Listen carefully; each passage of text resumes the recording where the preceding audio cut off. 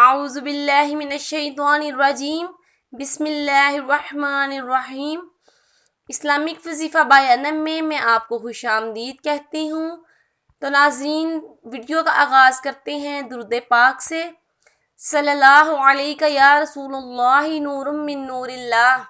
تو ناظرین، آج جس مسئلے کا حل میں لے کر آئی ہوں وہ ہے ان لوگوں کے لیے، وہ لوگ جو پریشان ہیں کہ ان کے گھروں میں کوئی غصے والا ہے، اس کا غصہ ٹھنڈا نہیں ہوتا یا ایک دم سے بہت زیادہ غصہ آ جاتا ہے، غصے کی وجہ سے بہت زیادہ لڑائیاں بڑھ جاتی ہیں۔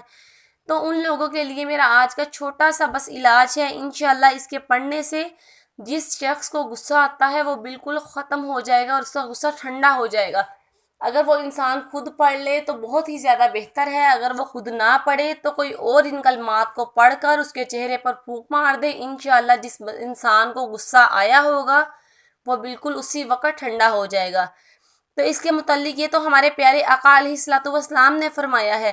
حضور صلی اللہ علیہ وآلہ وسلم نے ایک شخص کو دیکھا جو انتہائی غصے کی حالت میں تھا، تو آپ صلی اللہ علیہ وآلہ وسلم نے فرمایا، میں ایک ایسا کلمہ جانتا ہوں کہ اگر یہ غصیلا شخص اسے پڑھ لے تو اس کا غصہ فوراً ختم ہو جائے گا، اور وہ کلمہ یہ ہے، اللہم انی اعوذ بک من الشیطان الرجیم۔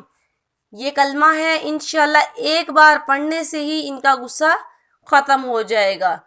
اوکے ناظرین، اپنا خیال رکھیے گا اور میرے چینل کو ضرور سبسکرائب کیجیے گا۔ خدا حافظ۔